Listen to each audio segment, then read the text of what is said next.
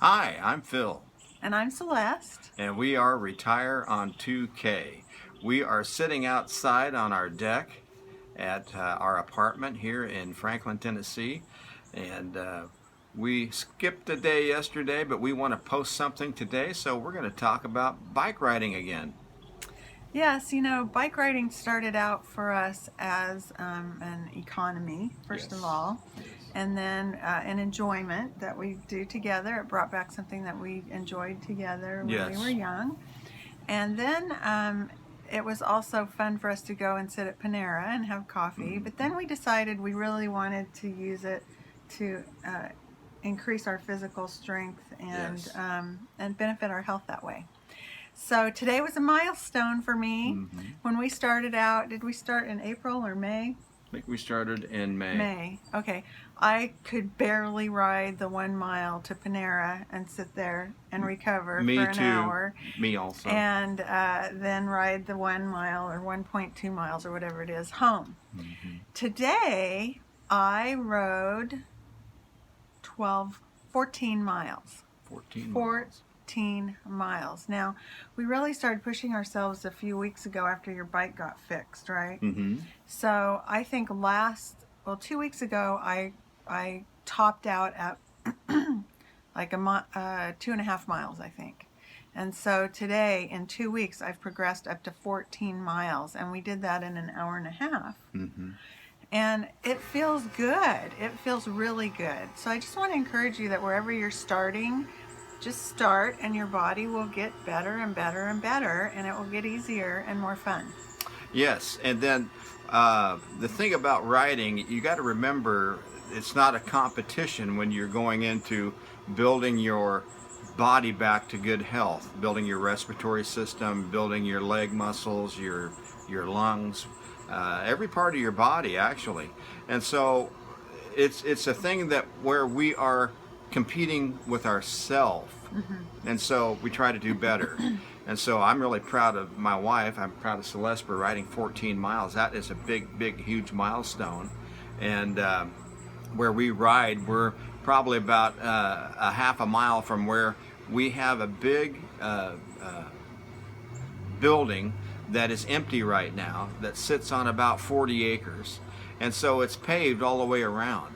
And a big, huge parking lot. And so the circumference of that, if you ride around the circumference of that, is 3/4 of a mile. So for Celeste to have done that, that's phenomenal. And then for me, my milestone today, I went to 25 laps. I've done 20, but I made 25 today. And so we're starting to cool down just a little bit here in Middle Tennessee. It'll probably be in the high mid 80s today. But in the morning, it's very comfortable to ride. It was easier too because it wasn't so hot. Mm-hmm. But our recovery's better because remember when we first started, it would take us all day just to recover from going to Panera and back. Yeah. And now today, I was ready to get on with my day after about half an hour of just cooling down. And I love that it's making me sweat. Yeah. Because I don't sweat easily, but sweating is so important to get rid of toxins and to cleanse your system, and I'm building up my lung capacity. So there's so many benefits. And you learned about some benefits from watching some TEDx talks about Right. bicycling. Yes, on YouTube, I watch TED Talks, TEDx, and discovered it for the first time when I was going through YouTube and I saw Sting. Mm-hmm. And he was talking about starting to write songs all over again. So I got excited about that. But anyway, I've been watching TED Talks on cycling, bicycling.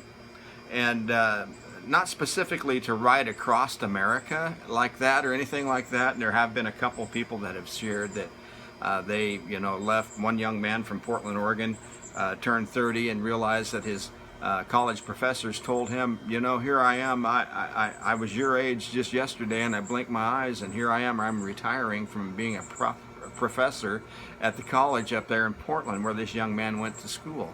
Well, he graduated from college and went to work for a few years, but when he turned 30, a light just went on in his brain. And he quit his job. He bought a bicycle, got himself into shape by riding it around the Portland area, very hilly there, as you know. if you've ever been to Portland, Oregon, but many of our viewers are from that area. But anyway, Portland is a beautiful city. Anyhow, this young man wound up taking his bike, getting himself in shape, outfitting his bike, and he rode to the southern tip of South America. So, and it's just fulfilling. And his exact words were, "Find something that scares you to death and go do it."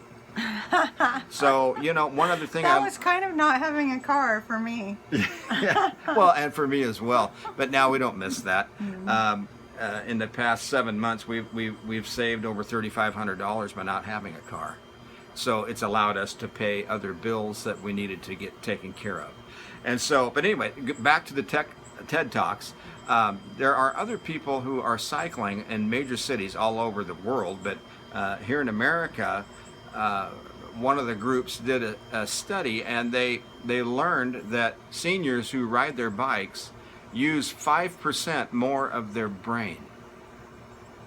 We need that. We need that, more of that. I know I do. But anyway, also we learned that they took a severely ADHD senior person and a person who had a lot of challenges and couldn't carry on a conversation, blah, blah, blah. Anyway, they put him on a bicycle, and he rode a bicycle perfectly, and he quieted immediately, and he loved it. And so you think about the testimony of some of these people on TED Talks that are, these kids can be in their 30s and maybe 40s. But anyway, I hope you would drop out there. But so the important thing that we find with riding our bikes is that it's giving us longevity. It makes us feel good. And we're in a situation where a bike makes sense. We are about a mile and a half from all of our shopping. That includes Costco, Kroger markets, Whole Foods markets, TJ Maxx. TJ Maxx. So anything that we want to do, we can actually ride our bikes. And one thing for you to know is that we ride single speed beach cruisers with saddlebags on them. So we're getting ready to graduate up to 7 speeds so we can do the hills a little better. But for the past, probably 4 months of really working out with the bikes, the single speeds have been really good for us, and we're thankful for them. It's a great way to tone your booty. Oh boy.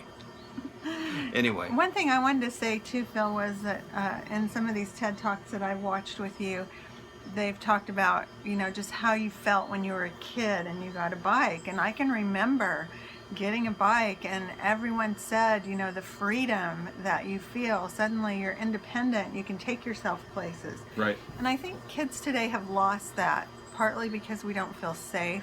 Yes. Partly because parents are working. But if you're a senior and you have grandchildren, why not give them that freedom? Why not start yourself?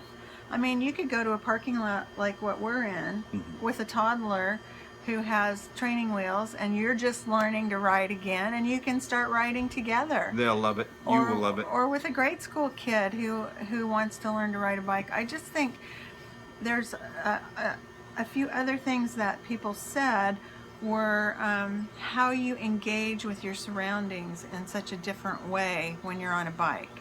And that's something that I have really noticed. You feel the weather, you feel the wind, you feel the lack of wind, the sun. You notice the birds singing. You become very familiar with your environment because you're looking at it. And if you have a problem focusing or with balance or with just memory, that sort of thing, when you're riding your bike, you're actually retraining your brain to be aware of what's going on around you. Now, don't go out and ride on the street, but find a place like we have found. You can get a bike rack if it's not convenient for you. Even in Crescent, Oregon, where we lived before, they have, 2 to 5 miles of paved paths that there's no excuse. All of us can find a place to ride, and it's so good for you. And if you need to, just start out on a stationary bike. You can probably find one on Craigslist or go to the Y, or ask your doctor if you have a lot of health problems. Ask your doctor to set you up for physical therapy and ask them to help you ride.